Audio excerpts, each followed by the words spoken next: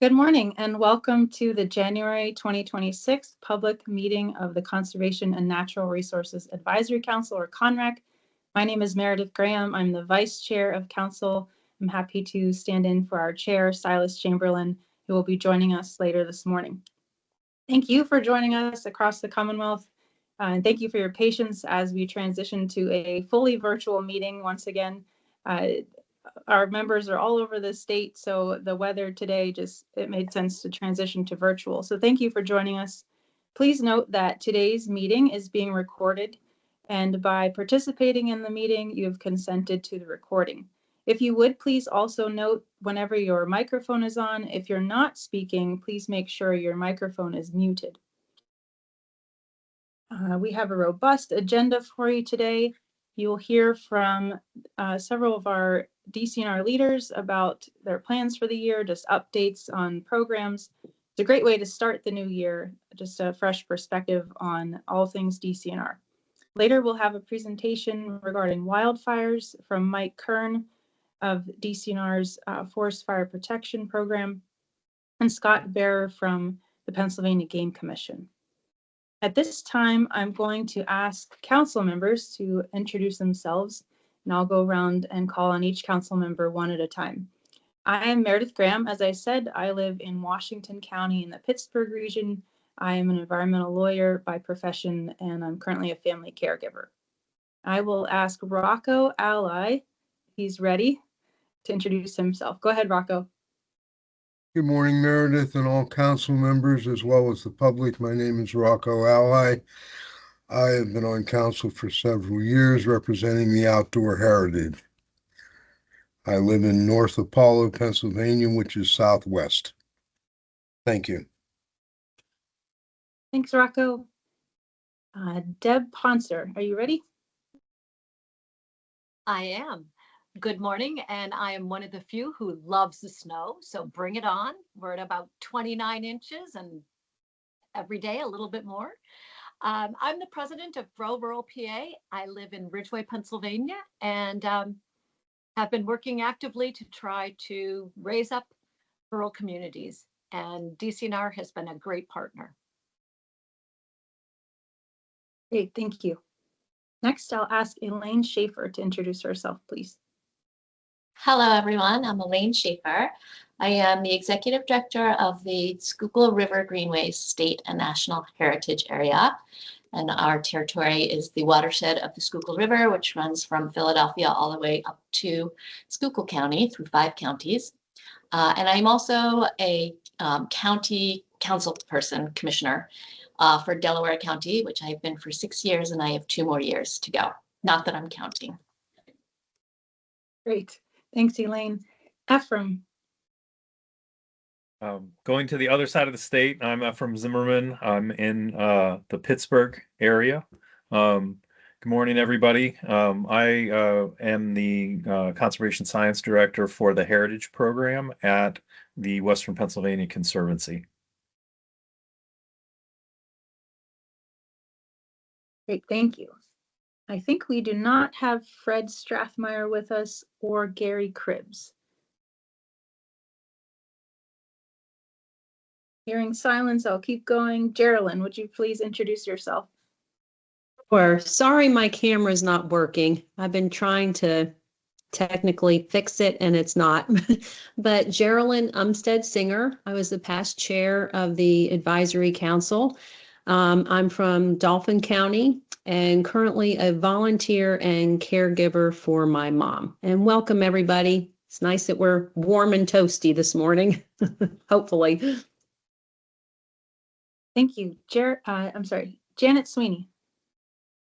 Good morning, everyone. My name is Janet Sweeney. I'm a vice president with the Pennsylvania Environmental Council, and I'm on the opposite side of the state as Ephraim. I'm up in northeastern Pennsylvania, live in Lackawanna County, office is located in Luzerne County. Thank you. Great, thank you.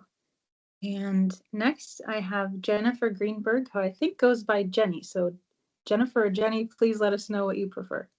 Great. Good morning, everyone. Jenny, thank you for asking. I am, I think, one of the newest members of the council. I reside in the city of Philadelphia and serve as the executive director of the Neighborhood Gardens Trust, which is a land trust dedicated to preserving community managed green spaces in the city. Great, thank you. We're so happy to have you. I think Jerry Walls has joined us. Jerry, can you hear me?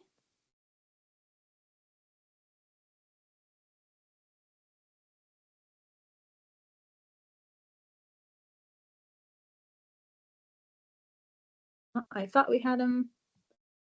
Maybe not. Okay, sorry about that.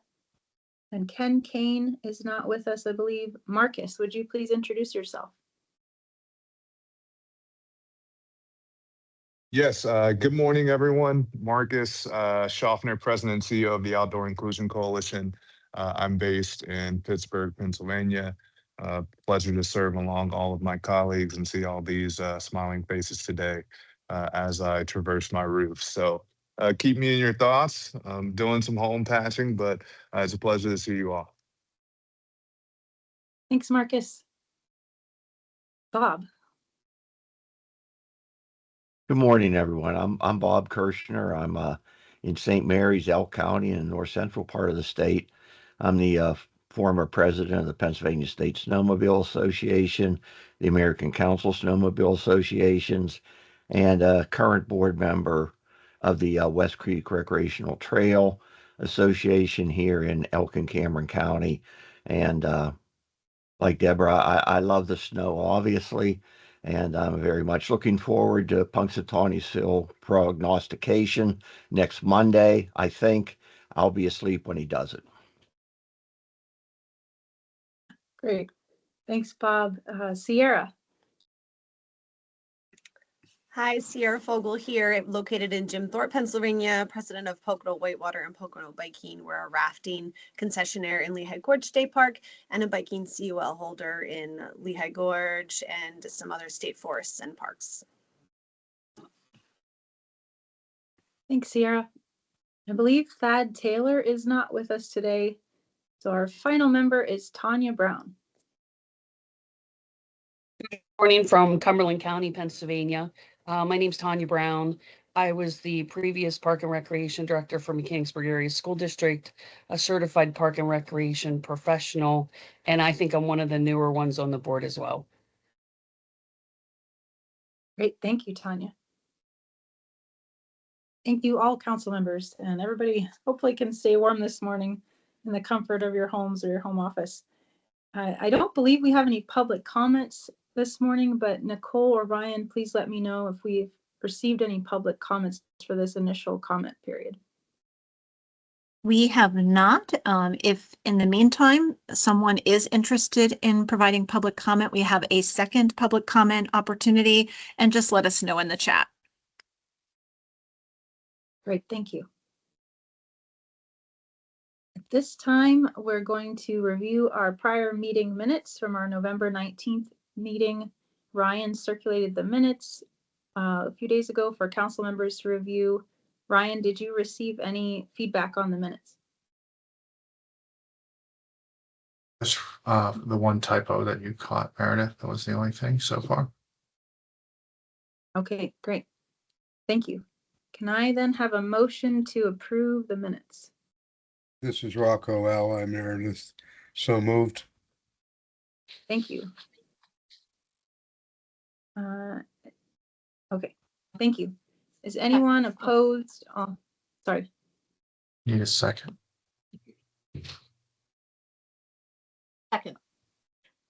Second. I think I heard a second. Yes. Yeah. Sorry. Delay. Sorry about that. If I can have a vote, all in favor of approving the November 19th meeting minutes, say aye, please. Aye. Aye. Aye. Any opposed? Hearing none, the meeting minutes are approved. Thank you. At this point in our agenda, excuse me, we'll have our council report. For our council report, I'm just going to ask our focus group chairs to give an update. We have 5 focus groups here at CONREC, I'll start with my own. It's the Natural Resource Stewardship and Sustainability Focus Group. We do not have an active plate right now. We're looking forward to commenting on the DCNR Climate Action Plan when that becomes available later this year. And I'll move to Ephraim, if you wouldn't mind, Ephraim, giving us a quick update. Sure. We did not meet in the off month due to the holidays, but we're going to get the band back together and go forward with 2026 here in February with the next meeting. Great, thank you. Bob, it's up to you since Gary's not with us. Okay, thank you. We did not meet during the holidays either, so I have no updates. Okay, thank you. Silas chairs our Economic Contributions Focus Group, and I believe he's still not with us. We'll skip him for now. And Marcus, do you have anything to offer for your focus group? Nothing to report at this moment. Thank you. Great, thank you so much. Hello, this is Jerry. I think I've just been unmuted. Can you hear me? Hi, Jerry. Yes, this is Meredith Graham. I'm Jerry Walls, retired Executive Director of Lycoming County Planning, living just east of Williamsport in Lycoming County. Great, thank you for joining us. Okay. Now that we've moved through the first part of our agenda, I will turn it over to Secretary Dunn to give the secretary report. Okay, I just put a big bite of granola in my mouth. Sorry, wasn't waiting for more committee. It's good to see everybody. You made the right call on doing a virtual meeting. It's really difficult for cities to deal with all the snow. And so back alleys, parking, roads aren't completely wide. So you definitely made the right call. I'm with you. You can blame Bob Kirschner. He has more influence now with Punxsutawney Phil now that he's in the Hall of Fame. And I have photographic evidence that he went and talked to Phil this weekend. And so that's what brought it on. And so you can thank him if you're Deb Ponder and love it, or you can cuss him out if you're missing our in-person meeting because of it. But anyway, it's good to have a real winter, I guess, and get back to some of the things we remember from childhood. And welcome Jenny Greenberg and Tanya Brown. I've been at events with Tanya. I live in Cumberland County. Tanya's well-known recreational pro in our area. And Jenny Greenberg, urban community gardens are really critical, and it's wonderful to have that expertise on council. We in the past have had that expertise with a local guy, Rick, who was involved in community and school gardens. So it's good to have that expertise back on council. And it's an area of growth for us and an area of importance for us in our efforts to reach and serve all Pennsylvanians. We're really excited about this year. It's a big year for Pennsylvania. We're very engaged in America 250 Pennsylvania. Our state parks, forests, and heritage areas are critical to telling the story of the birth of this nation. We are geared up. Our state parks have enhanced programming. I think, where I sit on this, I think what's exciting about it is not only the economy generated by the visitation, but the natural curiosity that people will enter public spaces and trails and museums, and the additional curiosity and respect people will have for their own hometowns. We saw a different kind of visitation during the solar eclipse. People came into public lands with a different mindset, a real open mindset. I think we'll see that same kind of an approach for America 250. So we have so many stories to tell, deeply connecting people to land, parks, forests, trails, is important for their stewardship and future. And I just, to me, that's the biggest opportunity, because the year will come and go, but what will be left behind will be a deeper knowledge and respect, and maybe civics lessons and understanding about a democracy and what it takes to uphold a democracy that we worked so hard to create 250 years ago. Some of our parks are really going to be in the spotlight. Washington Crossing, obviously, for instance. Point State Park has a unique story about General Washington, and there's just numerous stories about Washington. Elaine Schaefer will tell a lot of them in her work, I'm sure, in the Heritage area. Another focus, the governor's marketing and tourism office has invited a series of big sports event, FIFA World Cup in Philly, MLB All-State Game in Philly, PGA Championship in Delaware County, and the big one for us, NFL Draft in Point State Park in April. And this will bring millions of visitors into Point, into Pittsburgh. It'll have a big economic impact for the state. And what the governor said to our staff at a fairly recent event at a park, DC and our staff, especially in a state park, might be the face of Pennsylvania for visitors from other places or even from within the state. So for civil servants working in the public lands, the intersection with visiting public could be a maintenance person, a ranger, an educator, a manager that's in a uniform and in the face of state government for visitors. So we're really gearing up and excited by the opportunity to shine a light on all that we really have to offer in Pennsylvania. A really big excitement for us is bringing on Laurel Caverns as 125th state park. And that's, so when you think about the math, 125th state park on the 250th anniversary of the nation, hearty thanks to Dave and Lily and Kale for donating the park. I don't think I've ever seen DCNR staff as excited across the board as I have with the addition of Laurel Caverns. I just had an idea and thinking about this. We should do a time capsule at the opening and open it, 50 years, 100 years from now, 125 years from now. And the cave will be there. So we should think about doing something like that. Again, the governor's budget allowed for the staff and the infrastructure improvements we'll be making there. Also for Glen Enoco, that be added to Lehigh Gorge State Park this year. And perhaps John Norbeck in his presentation soon will get into some of those details a little more, but it's pretty exciting. I'm sure Claire Jantz will be talking about our grants, much more detailed than my update, but I just wanted to say that on Friday, I was out at Easton, the city of Easton, to highlight the $82 million grant investments across the 47 counties that were made and announced just earlier this year. And Lieutenant Governor joined us in Easton to celebrate a $500,000 grant to Easton for something called the High Line. You may have heard about the New York City High Line. Philly is doing a High Line. So Easton is joining the cities that have a High Line, taking an abandoned elevated rail line and making it into a beautiful public space and a trail. And the goal is to eventually connect all the way to New Jersey. So that'll be pretty neat.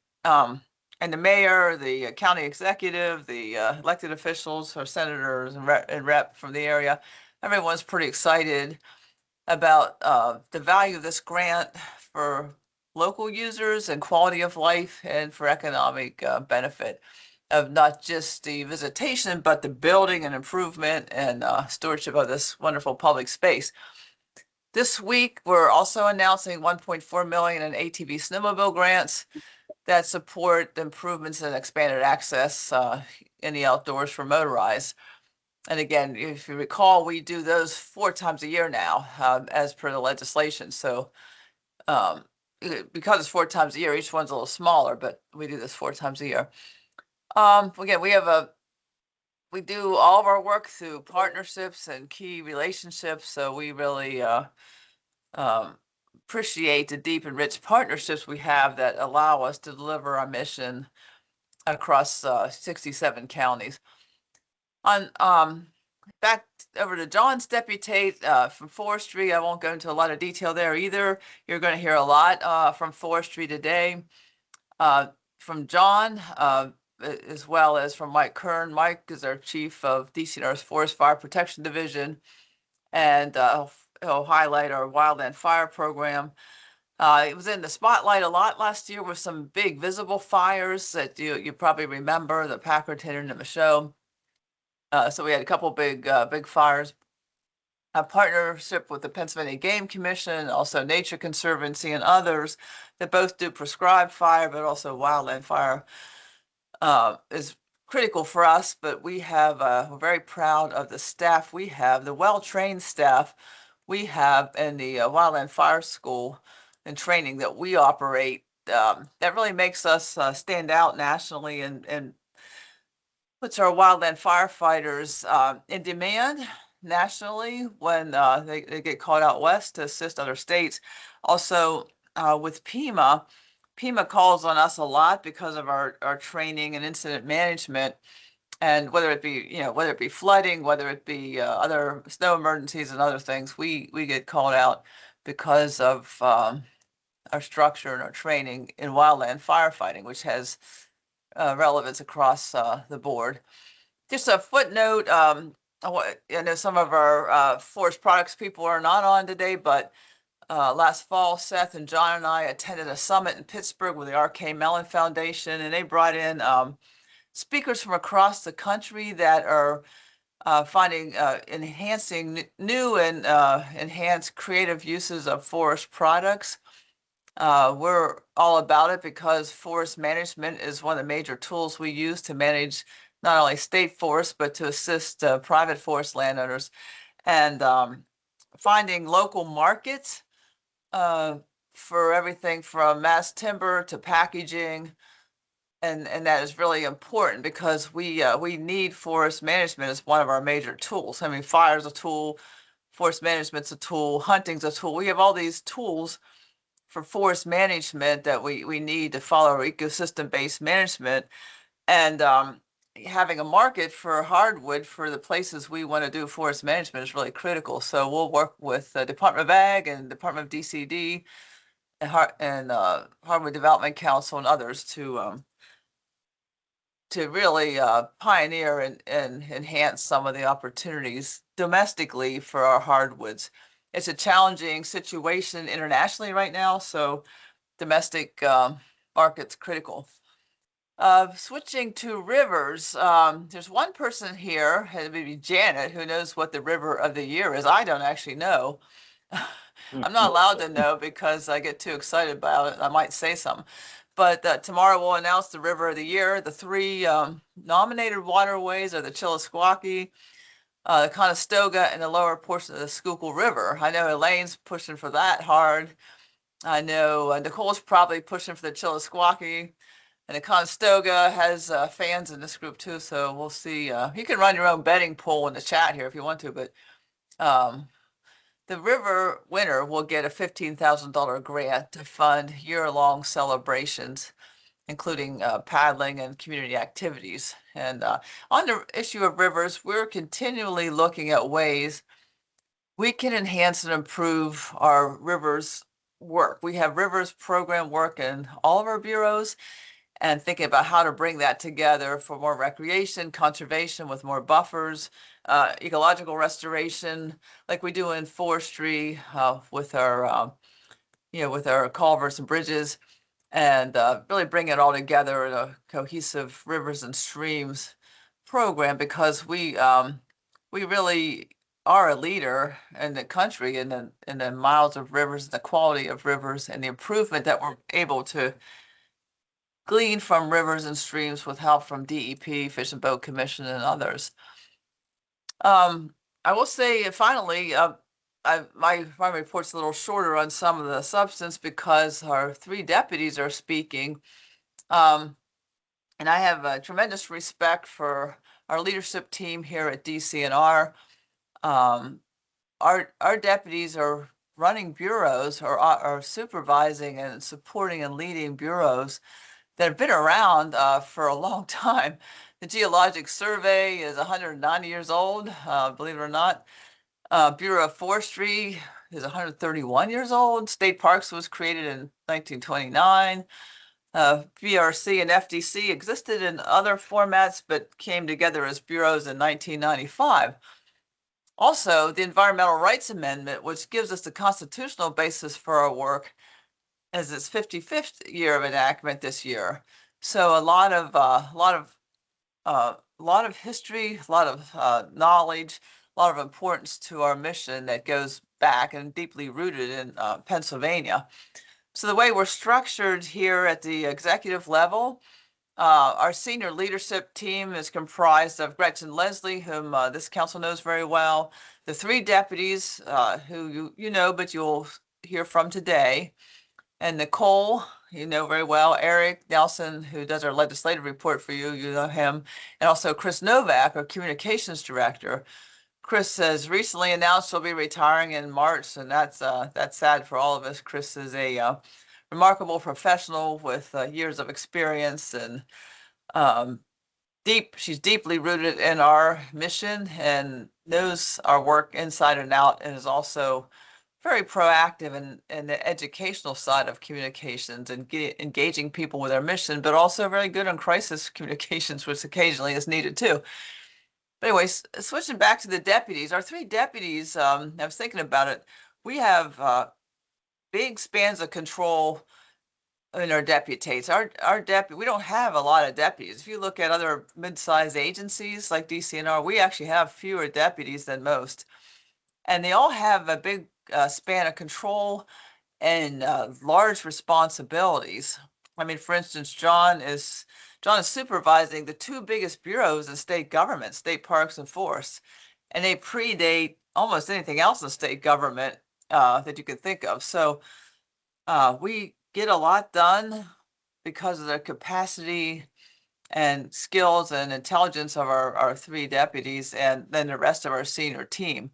I think our deputies have a combined experience of about 100 years. If you look at our whole senior leadership team that I mentioned, I think our combined experience is pretty far north of 200 years.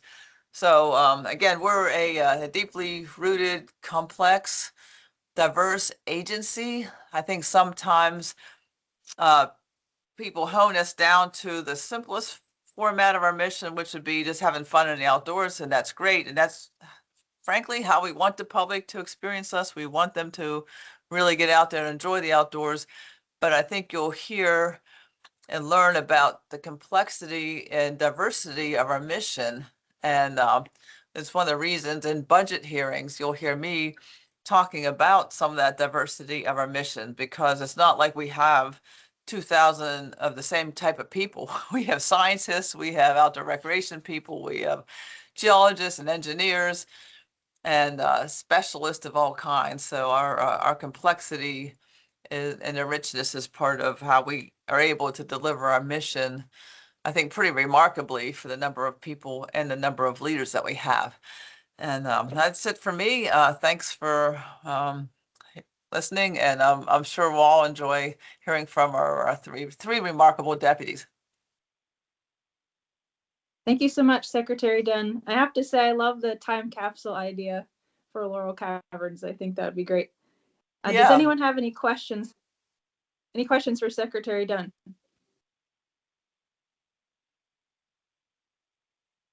Okay, hearing none, I believe Silas Chamberlain, our chair, has joined us. Silas, can you hear me? I can. I'm here, Meredith. Thank you for. Would you like to take the reins? Yep, I'll take over from here, and you've made it very easy because all I have to do is introduce Claire to kick off for the deputy secretaries. So take it away, Claire. Thank you, Silas. I believe Era will be loading up some slides. I find, as a former professor, I find that having some visuals during a virtual meeting is sometimes helpful. And it's my goal to kind of introduce you or reintroduce you to my deputate and the bureaus and my deputate. Era, we're seeing the CONRAC agenda. There we go. So in my deputate, it's me, and I have a couple of support staff, including Era and Peter Spadero. Within my deputate, I oversee the Conservation Landscape Program and two bureaus, the Bureau of Recreation and Conservation and the Bureau of Geologic Survey. And we'll start out with just a, kind of a look back and a look ahead for each one of these programs. And we'll start with the Bureau of Recreation and Conservation. So yes, next slide. At the helm of the Bureau of Recreation and Conservation is Mark Hansford. He has been in that leadership position for just about a year. He came up through the Bureau. He's been with us for 14 or 15 years at this point, and has so far proven to be a really excellent leader at the helm of BRC, replacing Tom Ford, who many of us still keep in contact with. He's well, not currently, but he's busy fishing and walking and enjoying his retirement. The Bureau of Recreation and Conservation, what we're most known for is our grants program, which is the Community Conservation Partnerships Program, or the C2P2 program. Each year we put out between $50 and $70 million onto the ground to implement projects across a number of program areas. And so, Era, if you go to the next slide, when I came on board a couple of years ago, I was like, what does DCNR not do? We have our hands in a lot of different areas, and that's true for the Bureau of Recreation and Conservation. They go from park development through to land acquisition, through to community watershed forestry, rivers program, all of these different program areas. And these are all program areas, again, where we put direct funding onto the ground to implement projects with partners across the state. This year, if we go to the next slide, Secretary Dunn mentioned an event in Easton where we launched our 2025 grant announcement. That project in Easton is one of 295 recreation and conservation projects across Pennsylvania that we funded in our grant round 31. 140 park recreation and conservation facility projects, almost 5,000 acres of land protection, 53 statewide and regional conservation and recreation partnerships, 22 community and watershed forestry, 29 trail planning and development projects, and 16 rivers conservation projects. So that's always a big deal and an annual victory for us to review. Over this year, we had well over 400 grant applications. Our staff go through a very professional and structured review process, and then we go through the award process. And we are currently in contracting phase for these grants. So if you're waiting on a grant to come to, or on a contract to come through, that will hopefully be resolving soon. A couple of days after we announced the grants, we also announced the opening of grant round 32, which is open and accepting applications until April 30th. This year, we extended the grant application deadline by about a month to give folks a little bit of extra time to develop their proposals and get the required documentation together. This is the first step in an ongoing effort to kind of streamline our grants program. If we go to the next slide, we can start looking ahead to 2026. BRC staff and leadership have been spending the past couple years doing a lot of planning, including an internal strategic plan, along with our state comprehensive outdoor recreation plan, which we completed and finalized last year, a trail plan, which we completed and finalized last year, and a climate action plan. And all of those plans dovetail really well together. Coming up, sort of from the internal perspective, the the meaningful engagement strategy and what we're calling the grant application refresh is where we're really going to be putting a lot of energy into. And again, that streamlining of our grant process, we are kind of actively working through, and hopefully we'll be prepared to implement that in round 33, which will be 2027. We continue to actively explore, back up, Era, sorry. We continue to actively explore partnerships across the state, and particularly in terms of looking at state and federal partners to help us support what we're doing, but also to support what they're doing, given the, what is sometimes kind of a chaotic political and funding landscape, particularly funds from the federal programs that we've been sort of navigating. And finally, we have some really great events that we're participating in. We have internally and with partners, we have a lot going on with America 250. Heritage areas in particular have a lot of events related to America 250 that they're going to be rolling out. And this year, the National Recreation and Park Association conference is going to be held in Philadelphia. So hopefully we'll see some of you all there. We have submitted multiple proposals to hold sessions and panels at that event, as well as participating in the planning committee so that we can hopefully highlight some of the work that DCNR and our partners have done in field trips and other venues. So that's it for BRC. Next slide, we're going to be moving to the Bureau of Geologic Survey. And if we go to the next slide, our director for the past several years and still today is Gail Blackmer. And as Cindy noted, the Geological Survey is one of our oldest, if not the oldest, bureau since 1836. They have been leading us in terms of earth science and geologic science across water, energy, minerals, and land resources. So looking at the accomplishments from the survey, go to the next slide. Kind of the meat and potatoes of the survey is doing a lot of mapping work. So we have published 8 maps and accompanying geodatabases related to bedrock and surficial mapping.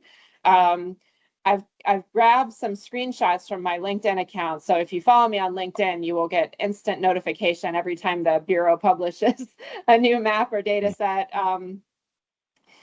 These maps are in service to the state, but they also represent our partnerships with federal agencies like the USGS, where our state data layers feed into federal data layers that help kind of make support decision making at the national level. So that's kind of surface geology. We also have been pushing the envelope in terms of 3D mapping. So the next slide gives just an example of that. Scientists at the survey have been developing models that go deep underground. So this is surface topography of deep geology, which is hard for me to get my head around, but very cool. And then also with hydrography, which is shown in the next slide. We've been using some new 3D data sets to really map some of our smallest streams across the state. And again, this is an example where it's not just a data layer that's important for the state, but feeds into regional partnerships like the Chesapeake Bay, as well as federal level data sets. And then finally, one other thing I wanted to highlight is this publication, which came out last year, dealing with karst geology. This is a publication that we've been collaborating with DEP and others on for a couple years to develop best management practices for stormwater and karst landscapes. Looking ahead for 2026, and I'm over time already, even though I promised not to be. we are looking at continued leadership across all of these pieces: mapping, collection management with our rock sample library, critical minerals and geochemistry. We maintain some really important databases and with respect to critical minerals, subsurface and petroleum geology, and groundwater and environmental geology that actually help to support policy and decision making within the state.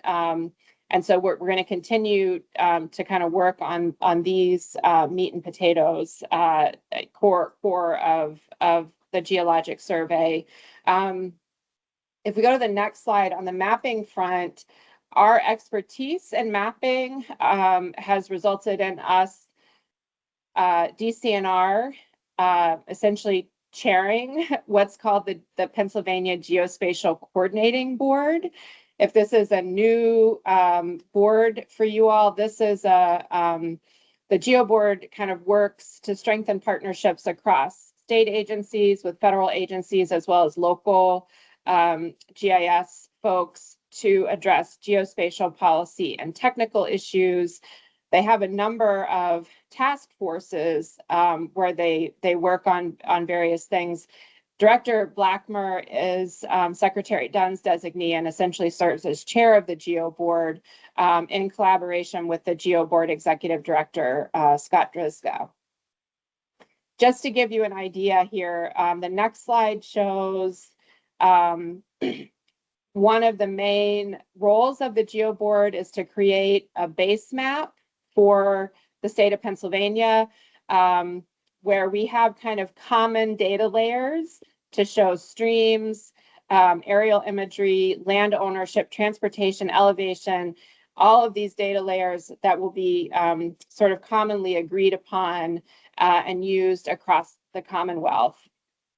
Just recently, we have sort of acquired a parcel database that is currently being used across multiple state agencies. They also keep on top of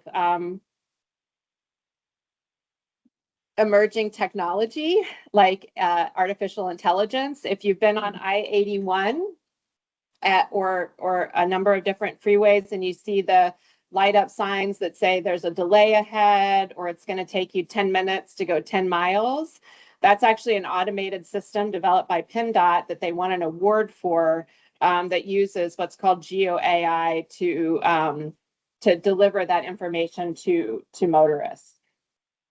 So that's a quick update on the Geo Board. Almost finally is our conservation landscape program. We have 8 different landscapes in our conservation landscape program under the direction of Meredith Hill. And this helps us to coordinate investments that focus on sustainability, conservation, economic development, and recreational projects in these conservation landscapes across the state. We've had some great accomplishments, particularly in the Kittatinny Ridge. If we go to the next slide, the Kittatinny Ridge was designated as a Sentinel landscape by the Department of Defense, which brings into the picture a lot of new federal funding streams to focus on conservation. And that's combined with the conservation landscape work. So we're really kind of upping our game in the Kittatinny Ridge. And the Kittatinny Ridge also hosted our statewide gathering of conservation landscapes. The next slide highlights an accomplishment in the Pennsylvania Wilds, where we signed a 35-year lease agreement between the Pennsylvania Wild Center for Entrepreneurship and DCNR to run gift shops in a couple of our visitor centers in the Pennsylvania Wilds. So that was a big accomplishment as well. Looking ahead for 2026, we are going into a phase of renewal, reactivation, recommitment with our CL program to reconnect with DCNR leaderships and the leadership of our external leads to do a little bit of introspection and start to think about new strategies moving forward. And in Harrisburg this May, we'll be having a CL meeting to kind of focus on those efforts. One last thing I want to leave you all with is work that my deputate is doing on the Chesapeake Bay Agreement. there has been a new Bay Agreement that was passed. It was adopted in December of last year, focusing on 4 goals and a whole bunch of new outcomes and targets related to restoration, protection, and conservation. And throughout this year and into the next year, I'm going to be contributing to drafting new management strategies along with other staff at DCNR that will help to drive the Bay Agreement forward. And I also wanted to highlight on the next slide that we have new leadership at the Chesapeake Bay Executive Council with Pennsylvania's Governor Shapiro sitting as the chair of the Executive Council for the first time in the history of the Chesapeake Bay Agreement, which started back in 1983. So this is a really exciting opportunity for Pennsylvania to both highlight and push forward the Chesapeake Bay restoration activities. Shapiro has said he's all in, and so we are all like in high gear on this, especially in the areas of land protection, of forestry and tree cover, public access, stewardship, and environmental literacy. Those are the areas where DCNR is most engaged. We will probably also be seeing a new partner in the Chesapeake Bay. In July, we will be delivering recommendations to the Chesapeake Bay Executive Council on how to incorporate tribal nations into the Chesapeake Bay Agreement as a signatory. So those are all the things going on. I apologize for going over a little bit. But that's all I have to do. I think we can do questions in the chat. I don't want to take up any more time. But yeah, I'll pass it back to Silas and he can continue to moderate. Thank you, Claire. And yeah, that's no small mission. We all recognize that. It's kind of remarkable. So yeah, if you have questions for Claire, just hold them for a minute. We can go through John and Mike's presentations as well, and then maybe do questions collectively at the end. So I'll just turn it over to Deputy Secretary John Norbeck. Great. And that's Mike Kern's program showing. So while we're dialing that up, Claire, I'm right with you. It's gonna be pretty hard to hold this within 10 minutes. I'm gonna try my best. And I will say that there's a lot of good stuff that was left on the cutting room floor. And so in my deputate, we have state parks, as the secretary said, forestry, and the facility design and construction. We have a couple other offices that work within the deputate. I will give a shout out to Jake Newton, who is our DCNR's Executive Energy Project Coordinator, and also serves as my executive assistant. And he helped pull this presentation together.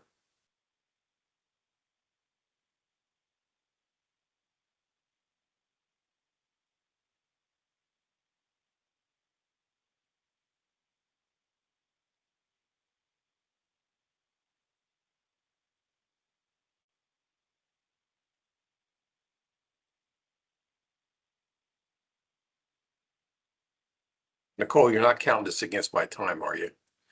No, I will not count this against your time. And well noted. I think we are in a good place here in terms of we want to make sure that you have ample time, not only to share the great work you're doing, but also to take some questions from council. So we are good.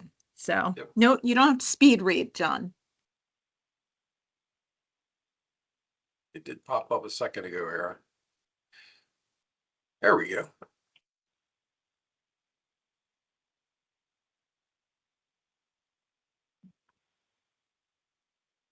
All right. Well, that was, I already done the intro, so let's hop right into the first bureau, which is the Bureau of State Parks. And John Hallis is our Director of Bureau of State Parks. And again, there's a number of things that are on the cutting room floor, but Some great accomplishments this year. You know, we hosted 38 million visits to state parks, which is a great accomplishment that the Bureau has done. You know, as part of that, we have overnight accommodations, which is about a quarter of our visitation, but we had over 262,000 reservations, and those reservations are mostly the overnight accommodations, and it does not include the reservations that were made for Bureau of Forestry facilities. So that's all just in state parks. Another highlight of this year was Point State Park, and we made some significant capital improvements there. You know, the last time we did the capital improvements at Point was probably 2011, 2012-ish, and it needed a refresh. And DCNR invested $3.4 million in the park upgrades, and that included walkways, utilities, lighting, landscaping, and of course, some really neat updates to the iconic fountain at the park. And all these investments that were made were really focusing towards 2026. And we have a little thing happening at Point State Park in April, third week in April of 26, and that's called the NFL Draft. And we also are going to have America 250 events down at the park, so we wanted to make sure that it was scrubbed up and ready to go. It's a premier urban park in Pennsylvania, and it will certainly be on the national spotlight. We also introduced the idea of, or did a contract with Timberline Glamping, and it's introducing the idea of having glamping sites or upgraded premium sites at state parks to expand the overnight options. We added 54 sites, and it's the safari style camping tents with modern amenities. And we're going to have those in 7 state parks across the system, and it just helps us diversify the services that we provide. And the sites will generate revenue that will go right back into state park improvements, and also will provide support for local vendors. Those sites will be at Codorus, French Creek, Hickory Run, Hills Creek, Laurel Hill, Promised Land, and Pymatuming. And again, that starts this spring. Claire did mention the PA Wild Center. We're really pleased about having that 35-year agreement with the PA Wild Center for Entrepreneurship. You know, they run our gift shops at Kinzu Bridge and also Leonard Harrison. So having a long-term contract there really helps support local businesses. And as part of the lease, the center has pledged to invest a minimum of $200,000 into park improvements. And frankly, over the time we've had a relationship with them since 2016, when the gift center or the gift shop side of things, they've generated over $3.4 million in sales just at the 2 visitor centers. So the values of visitor centers on DCNR lands is huge to the local economy. And about half of that money went directly back into local rural businesses. So we're really proud of that. We're also proud of the fact that we we acquired the Byberry African American Cemetery, and it's at Ben Rush State Park down in Philadelphia. It is the oldest African American burial ground in Pennsylvania, and as far as we know, it's the 2nd oldest in the nation. So we're really pleased to get that under our stewardship. And we will be working with a local group called Preservation Alliance and also the city of Philadelphia to conserve that site and better interpret that site as we move forward. Really exciting stuff there. One that's not on the list is the volunteer database management system at state parks. And again, Jake Newton and others pulled this together. So we're going to have a new database program ready for our volunteers this year. And So this slide says 25 priorities. Actually, it's 26. And like the secretary said, we're going to announce the it has been corrected. Sorry about that. So 26 priorities at Laurel Caverns. We'll be announcing that.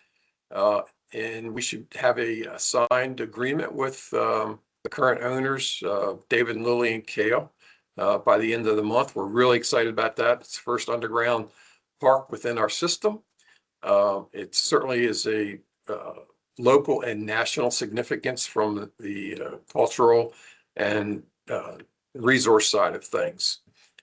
We hope that with it becoming under the state park stewardship, we'll be investing some capital improvements there to make it a much nicer destination for folks as we move into the future and increase the visitation there that currently is around 50,000 folks a year.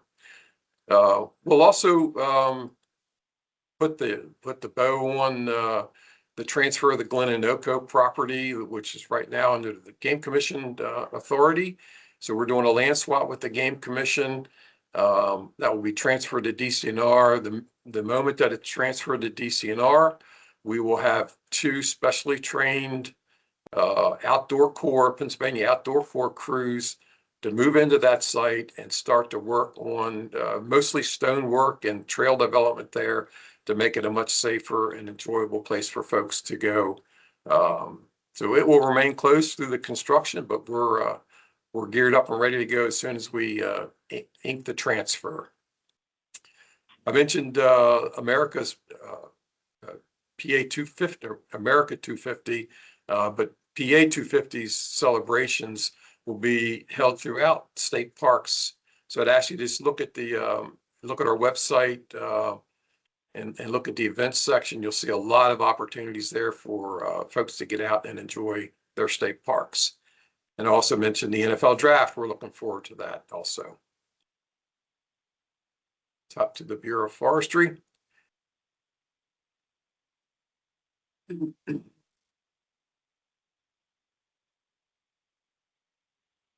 the Bureau of Forestry, the accomplishments for 2025, we accomplished the new Bureau strategic plan, and we try to do a strategic plan at least every 10 years.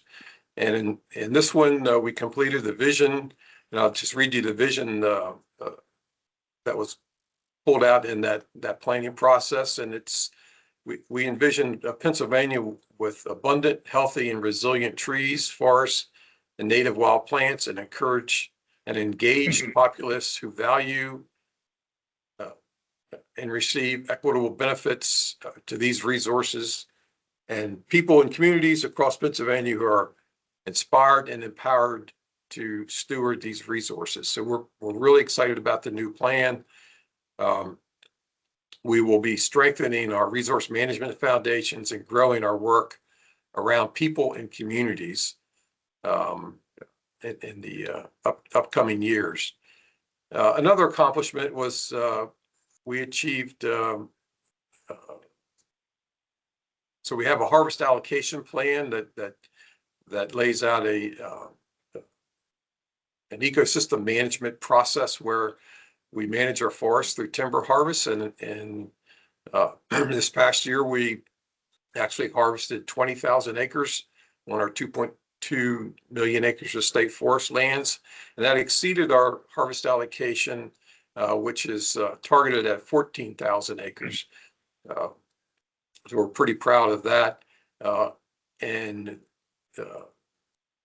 we continue to move forward. We added additional 4,000 acres of state forest lands to be conserved. And so it's added into the state forest system, but it also enhances carbon storage and provides and protects ecological resources and provides for sustainable management for timber for wood products.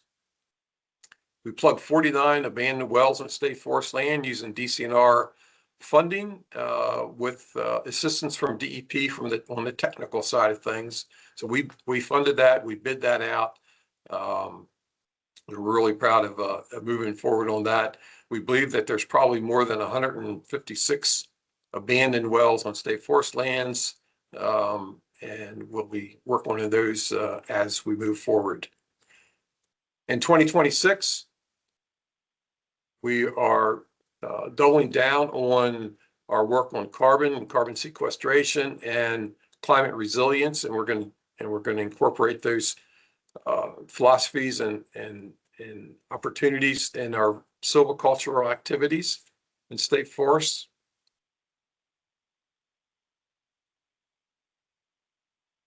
We'll start the new state forest resource management plan. It seems like we just finished the last one, but actually it's about 10 years ago.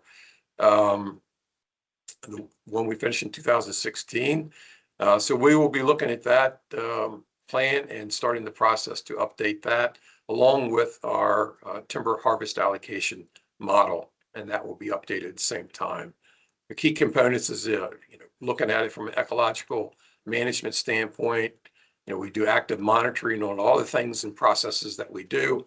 We'll look at things through the sustainability focus, and also, of course, double down on what we've done in public engagement to get public input on our planning processes.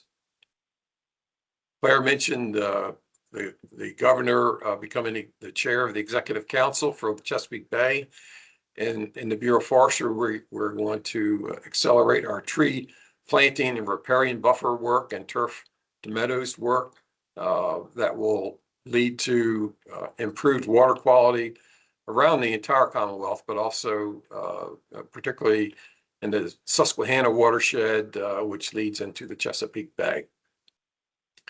In the Weiser State Forest, we're going to be working with partners such as the Nature Conservancy and Rough Grouse Society, Game Commission, to enhance our multi-ownership landscape planning approach on and around priority state forest tracts. It's a pretty exciting opportunity. And also, we will harvest our 1 billionth board foot of timber and on state forest lands since the 2004 harvest plan was developed.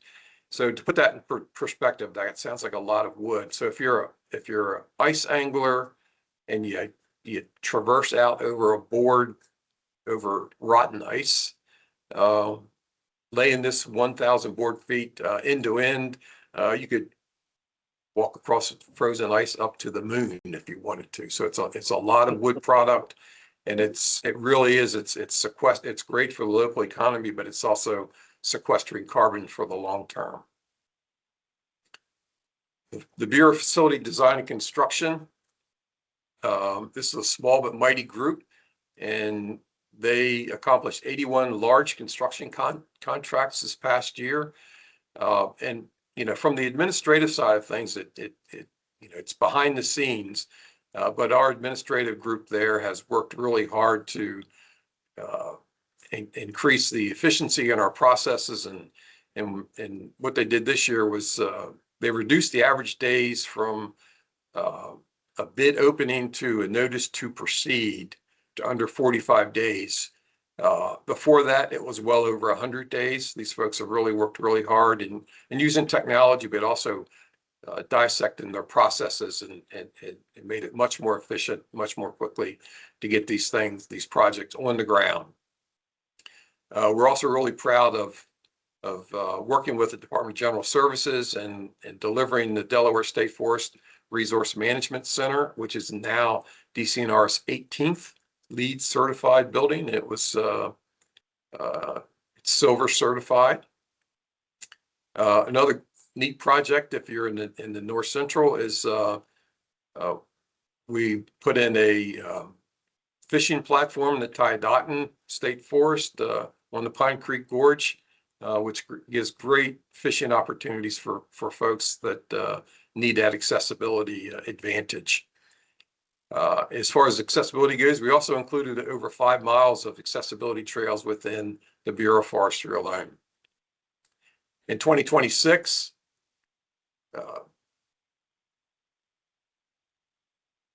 we will continue to work on the Kinzu Skywalk, and the Skywalk has been a project that we've broken up over several years so that we didn't negatively impact the major visitation times of the year for leaf viewing in the late summer and into the fall. So that project will continue. We also expect to complete LEED certification for both the Marsh Creek and the Keystone State Park office buildings in this upcoming year, and that will be our 19th and 20th LEED certified buildings there. The GIZA program, we're finishing up the phase 3, and that will complete the entire state. And GIZA is the Guaranteed Energy Savings Act. And basically, we have invested about $37 million into projects in that eastern part of the state. And in return, over 20 years, we'll be guaranteed over $40 million of energy savings. So it's a great opportunity for us to get hundreds of projects done. That's also going to save the department and the taxpayers money in the long run. And it also will reduce our carbon footprint by 1,900 tons of greenhouse gas emissions each year.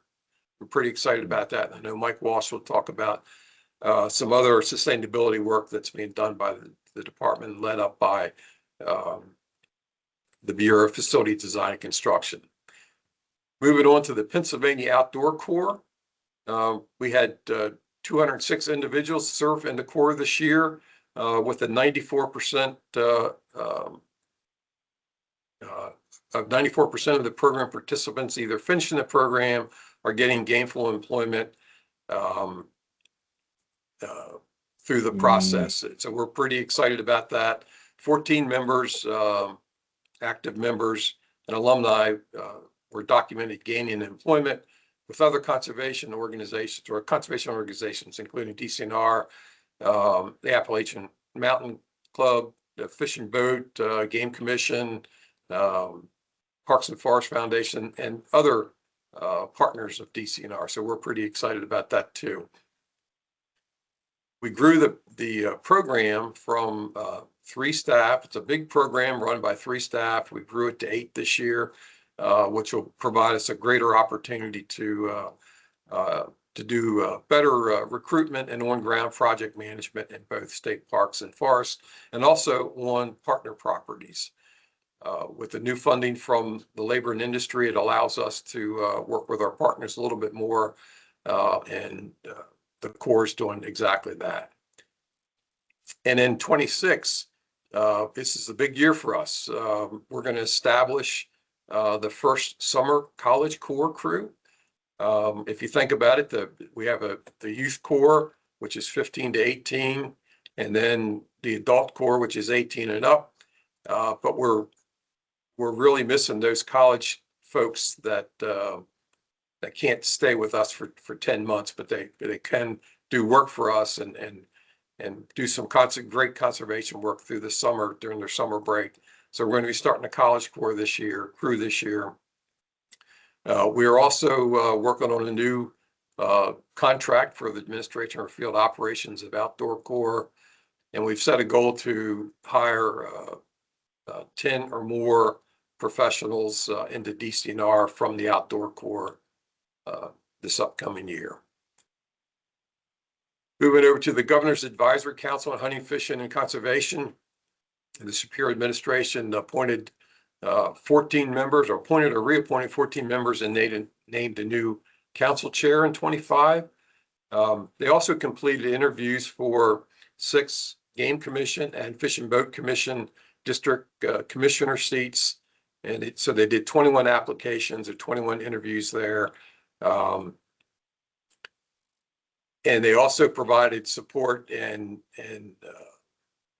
data to the administration and also to DCNR on the passage of the Sunday hunting bill. In 26, we will complete the remaining 6 Pennsylvania Game Commission commissioner interviews throughout the year, and those districts are District 6, 7, 8, and 9, and also District 2 and 3. And this is the 30th year, will be the 30th year for the council, so we'll be celebrating that also. I'm rounding the corner here, we're almost there, folks. I did want to mention the Ranger operations, and we brought Chief Ranger Bill Hornberger into the executive staff here to help us work on some really important stuff. This past year, we worked with the legislature and enacting Act 53, which allows DCNR and other organizations, enforcement folks within the Commonwealth, the opportunity to use body cameras to record incidents. So that was passed and signed into law by the governor, which included over $700,000 in funding to purchase those body cameras and in-car cameras for our Rangers. We also independently worked on getting in-car computers for our Rangers so that they can do their job much more effectively and efficiently without having to go back to the office to do their computer work, and also run and write specific reports that they have to do. In 26,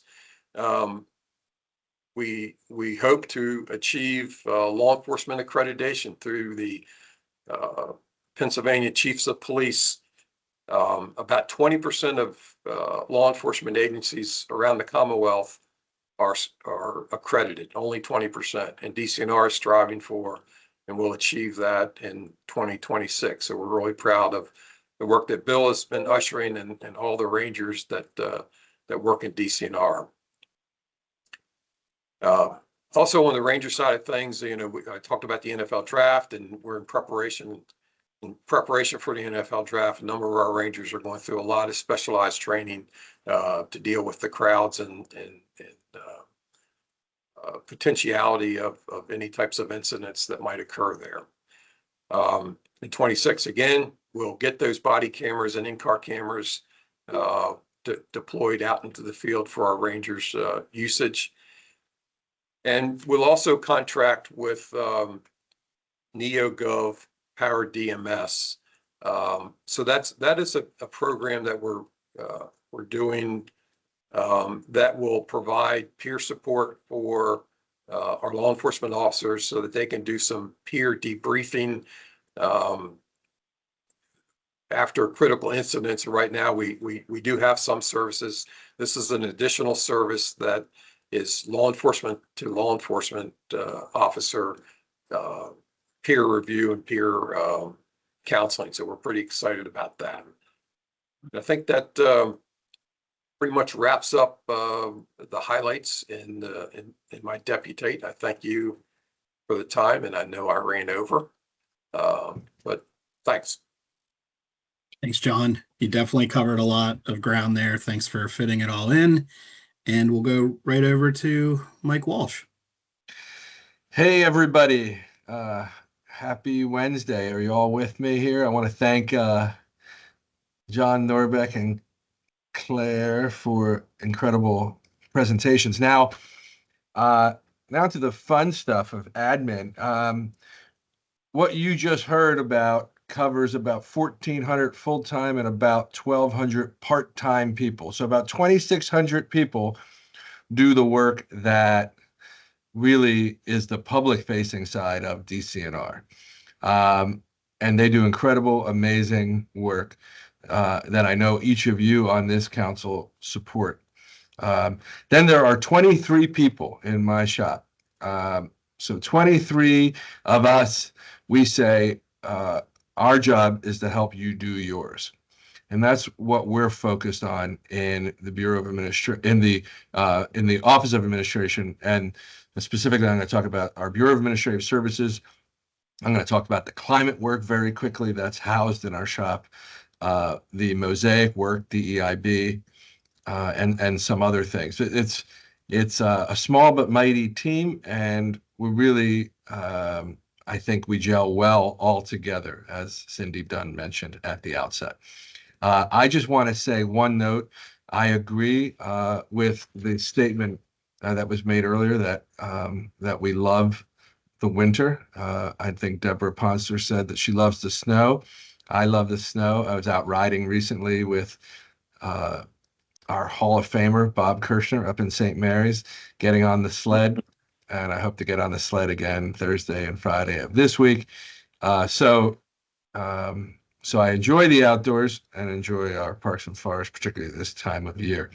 So what we're doing, I'm going to be pretty quick about this. There's a pretty big budget, over $630 million that supports the work of DCNR. And a team led by Sha Wong are the ones who manage our budget. And just think about last year. The budget was announced in February. It was enacted in November. In that time, we had to not only deal with running operations during a budget impasse, but we had to do budget planning for this year and then do re-budget of the year that passed in November. So lots of work happening with, like I said, a very, very small team.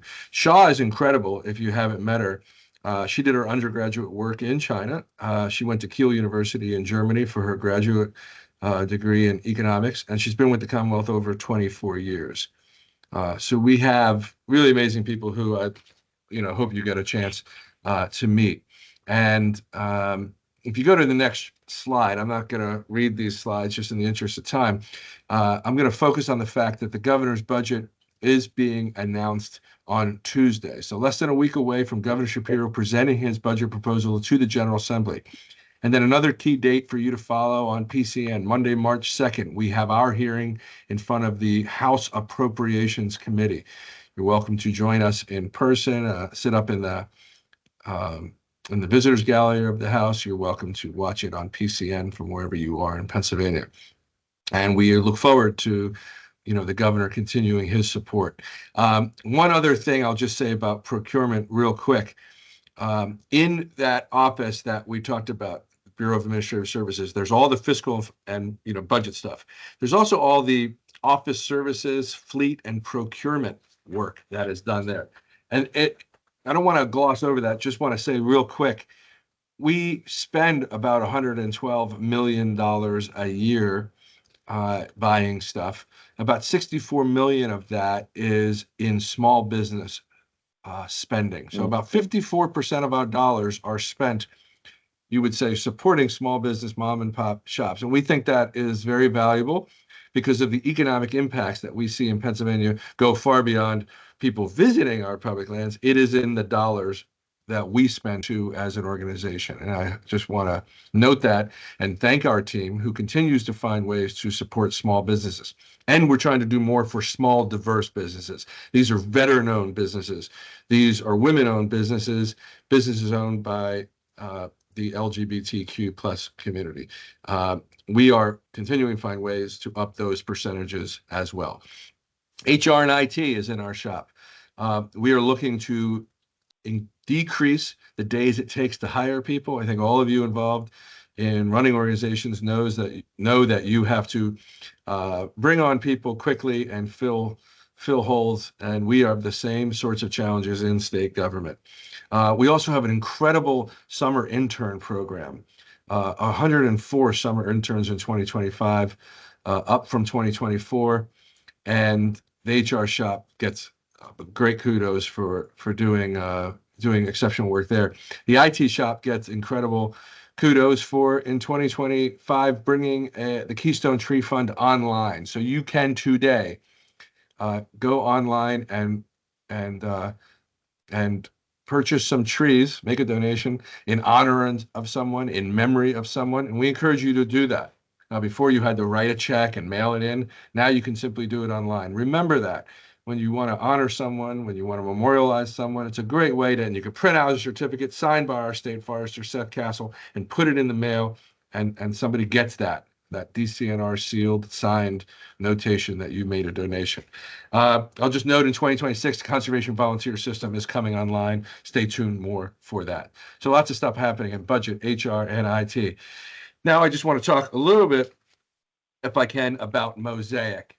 Mosaic is led by Arlene Marshall Hockensmith, who I know some of you know. She's did her undergraduate work at Penn State, and she has her law degree from Widener. She has a long career in legal services with the PA Legal Aid Network, and she came to DCNR a year and a half ago, almost 2 years ago, and she has really led us in this mosaic. I am, you are, we are mosaic. Mosaic is all of us coming together, ensuring what? Ensuring some important things, that our lands are welcoming and open to all. Really critical as part of our constitutional responsibility. That our services, the things we provide, are available to all. You know, if you're a disabled veteran, DEIB is being able to get to a kayak that has an accessible launch. So people hear a lot about DEIB and people make up their own, you know, kind of assumptions about what their echo chambers tell them. But DEIB is giving access in our public lands to that disabled veteran who wants to kayak. Okay, DEIB is us opening our lands to all and making sure our services are available to all. And we have some pretty cool things that are happening in 2026. We're expanding Outdoors for All Day into 3 cornerstone events in July. It launched last year in Lancaster. We did so well that we're expanding it in 2026. And I hope that in future meetings, we can give you updates on those things because these really strengthen partnerships that we have across the state. There's so much work being done by organizations of people on the council, folks you know, and so many others about providing that access, opening those doors. Not everybody, you know, grew up in families that camped outside and enjoyed public lands, but so many people need to figure out how to get there, what bus gets them there, what train gets them there, what highway gets them there, how can they make those connections to our natural resources. And Outdoors for All Day is an opening gate to that. So that's going to be expanded. And, you know, you're going to see things in Philadelphia, Harrisburg, and Pittsburgh that are coming online in 2026. I'll also note that our Mosaic Community Relations has key partnerships in SCORP, in Outdoors for All. Note our Parks for All plan and our Forest for All plan are inclusive-based plans that lead the work that John Norbeck talked about. And this ensures that Mosaic doesn't just exist in event strategy, you know, through event strategies, but through a long-term culture shift in our work in the outdoor recreation space to engage people and communities in this work. And we look for your input. We look for your suggestions. I want to thank Arlene. I want to thank Maya Weinberg, who is a fellow working with Arlene in this work and is helping to tell the untold stories in Pennsylvania through her work. So lots of stuff happening in Mosaic, and please reach out to us to find out more. Just one thing, switching gears, John Norbeck talked about climate and sustainability.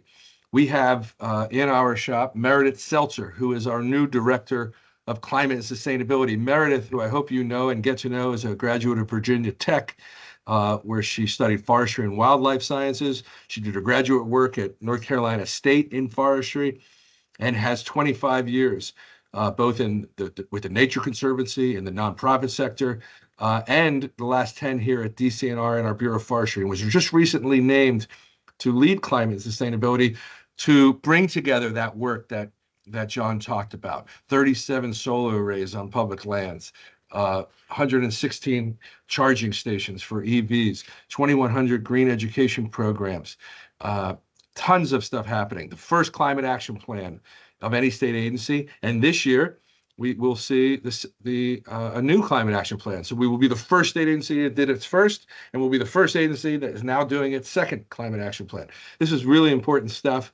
It not only tells you all in Pennsylvania that we care about this, but it directs our people at DCNR to this work and helps them see climate and sustainability importance in their jobs, in the work that they do every day. You see these words up here, Forever Green. You're getting a precursor here. You're getting a teaser. Today, the Secretary is going to announce Forever Green in an agency-wide email. Forever Green is taking the work of climate and sustainability and everything that's happened that John talked about and combining it under one umbrella of Forever Green. And this says inherently we are in the forever business and that we have a responsibility to lead on climate and sustainability. And we're doing that. And it's visibly important. It's important in our processes and in our policies, in our procurement, and in the goal setting that we're doing as an agency. It's demonstrating to the public it's important. It's saving money, actually, which is great. And it's the responsible, right thing to do as a natural resource agency for our climate. So I hope that you will continue to stay engaged in what we're doing with Forever Green and see from Gifford Pinchot to Presque Isle to Ryerson Station, all the new arrays that are out there, very visibly demonstrating to the public that renewable energy is saving us money and providing some nice shade for cars in the summer when they can park underneath them. So pretty cool stuff. Okay, with that, I will wrap things up and say thank you on behalf of the Office of Administration. Thanks, Mike. And I love that Pinchot Park photo, and I've seen people picnicking under it because of the shade as well. So definitely multi-uses on the solar there. It's great to see. So to keep on track, we'll spend just a few minutes here if anybody has any quick questions for any of the deputy secretaries.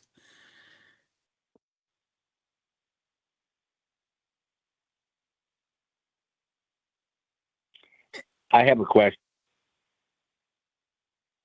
Can you hear me? Who's that speaking? Who is speaking? I can't tell. Jerry Walls. Oh, go for it, Jerry. Do you have the boat launch initiative focusing on the West Branch of the Susquehanna?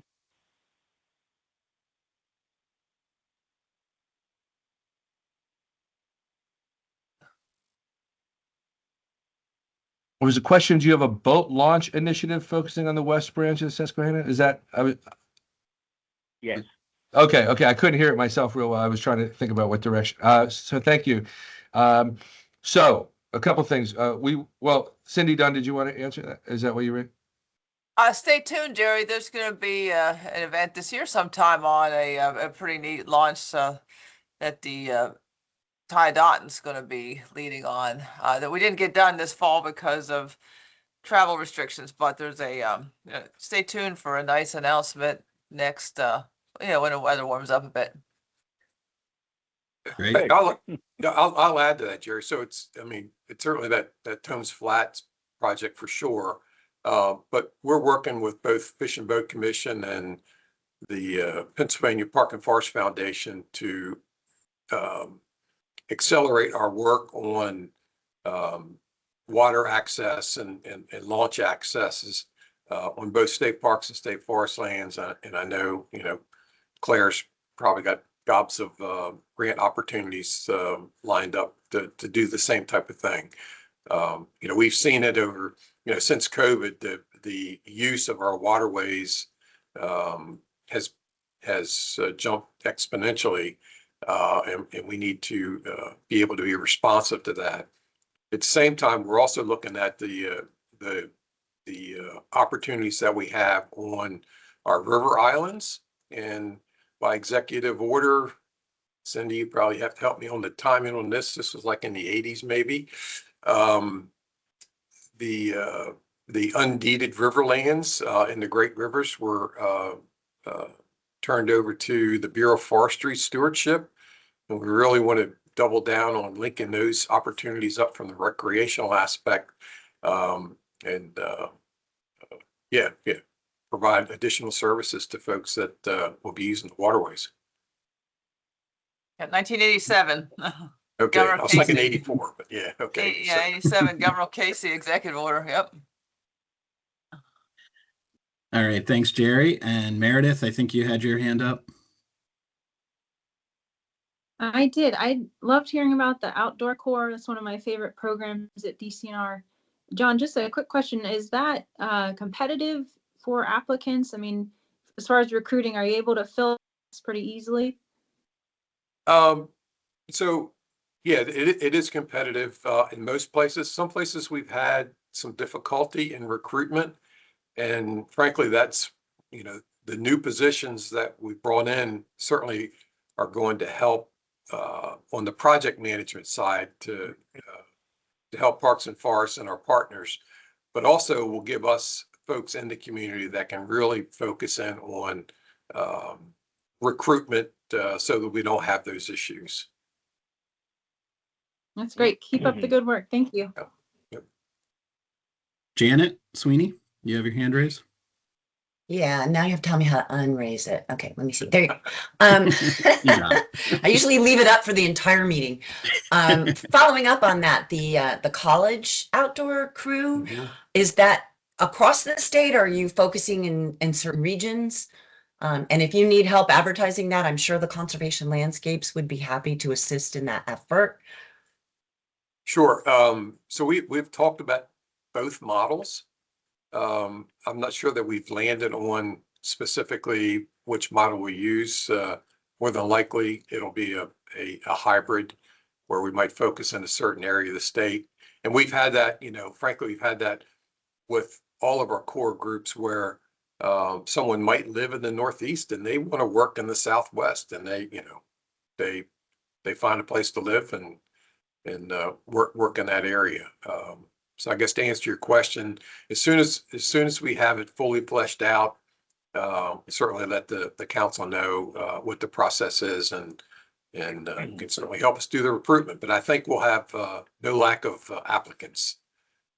Oh, absolutely. Thank you. Thank you, John. As someone who worked on a professional trail crew in my summers in college, I love that you're creating that opportunity for people. So I think to keep on track here with time, we're going to say that's it for questions. I see there's a robust thread going in the chat. That's great. If you have additional questions, you can drop them in there, or comments. But I think we'll now move on to our two presenters. And we're starting with Mike Kern, who is the chief of the Division of Fire Protection.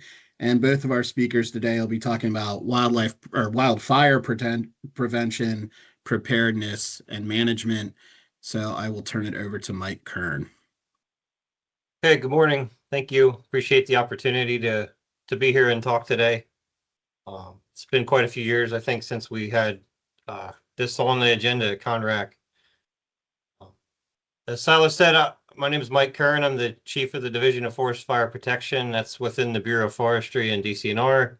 I also serve as the chief forest fire warden and supervise that forest fire warden organization throughout the Commonwealth. Wildland fire has really been a issue of global and national significance, and it's become increasingly important here in Pennsylvania too in the past several years. If you've seen, I'm sure you've seen a lot of that on the media. Some terminology before we get into the details here. Wildland fire is the umbrella term. Those are any fires in natural settings. Wildfires are specifically unplanned, unwanted, and unscheduled. And those are the ones that we extinguish and suppress and try to prevent. Prescribed fires are often called controlled burns, and they're planned in accordance with laws, policies, regulations to meet objectives. So those are just two basic details and terminology. You can go to the next slide, please. A little bit more background information. Most of you, I think, may know this, but our primary fire season here in Pennsylvania is in the spring, March, April, and May. Before the vegetation's green and before there's shading in the forest floor, that's our primary time for wildfires here. We do have a secondary fire season in the fall, and depending on the weather conditions in the fall, we can't have a quite active fall fire season as we did in the fall of 2024. Prescribed fires are conducted at similar times. As we like to say, a good day to burn is a good day to burn, whether it's a wildfire or prescribed fire. And increasingly, we're seeing wildfires do occur in all months. In 2025, our first fire was reported on January 2nd, and we had 3 wildfires on Christmas Day, 2025, to round out the year. So it's a longer year, more fire in at times, not this January, but we had fires in January till it snowed. And, we can have quite a bit of activity in February too. So. Okay, next slide, please. Some statutory responsibilities. These are all from Act 18. DCNR has to protect the Commonwealth from wildfire. We are the primary wildfire jurisdictional agency on state and private lands in Pennsylvania and also local lands. We work with the federal agencies on their properties as much as possible. And we have a mandate to also do wildfire prevention, and we have a forest fire warden organization that's throughout the Commonwealth from Act 18. Next slide, please. Okay, just some numbers. Our Forest Fire Protection Division has about 16 personnel. Within the forest districts throughout the Commonwealth, there's another 28 personnel that have full-time primary fire duties. And then we rely heavily on our other staff in the Bureau of Forestry. There's about 300 people here that have qualifications. And then all those staff work with about 900 volunteer forest fire wardens that are spread throughout communities and often involved in local fire departments. And then between those 900 forest fire wardens, they have crews of over 1,500 individuals that agree to assist and help them out whenever they can. So we have a large organization, and a lot of that base of that pyramid is made up by volunteers that are out in the communities. We have a long list of partners. I touched on this a little bit. Everywhere from the federal level, the Forest Service. The Department of Interior is undergoing a reorganization of their fire programs now, and it's going to be centralized. It was formerly distributed among Fish and Wildlife, National Park Service, BLM, and Bureau of Indian Affairs. So that's going to be a change that we're going to have to navigate here moving forward. We work with quite a few state agencies. You're going to hear from Tim with the Game Commission here in a few minutes. One of our main partners here in the state, but also PEMA, State Fire Commissioner, and then some other nonprofits, TNC, National Lands Trust, etc. One important thing in Pennsylvania is each 67 counties have county emergency management offices, and then there's over 1,800 local fire departments in this state, which is one of the highest numbers in the nation.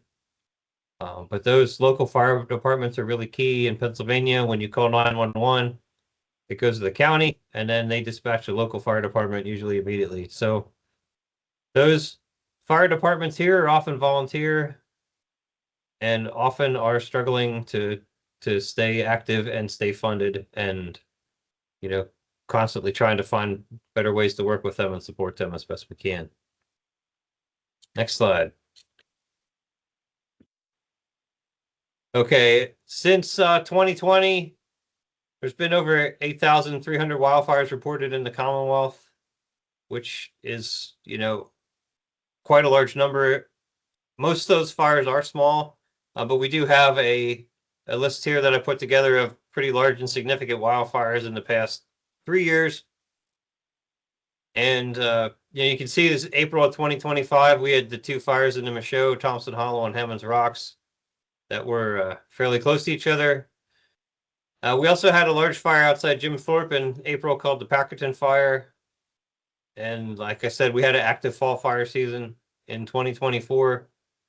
And even in 2023, we had over 1,800 wildfires. So it was a long year. And it seems like activity's been increasing here in the short term. Next slide.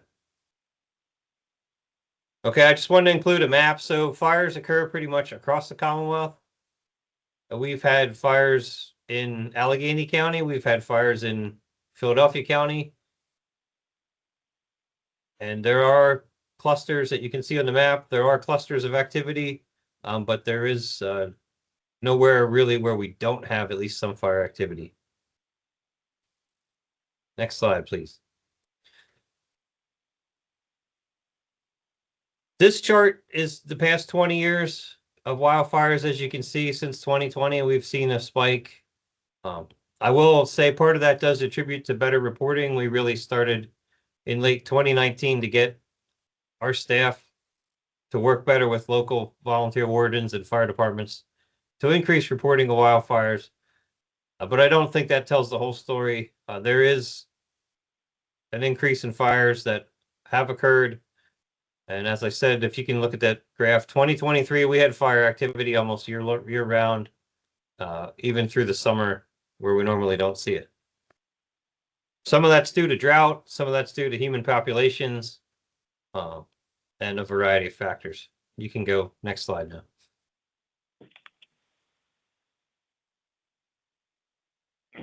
Okay, the prescribed fire is controlled burning. In 2009, the Pennsylvania Prescribed Fire Act was passed, and that really legitimized prescribed fire for land management. Since then, a lot of our partners have really been putting concerted effort into prescribed fire. There are generally about 10 to 15, up to 20,000 acres of prescribed fire every year in Pennsylvania. So there is actually more acres burned under controlled conditions than under wildfires most years in Pennsylvania.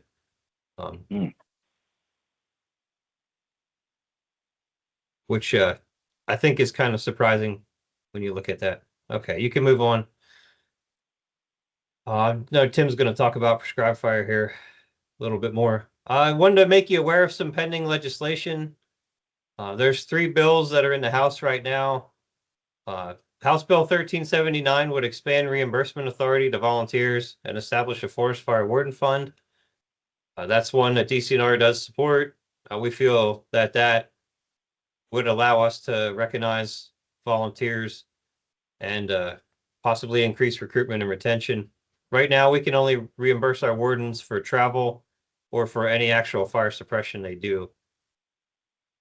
So that would be a big help to us.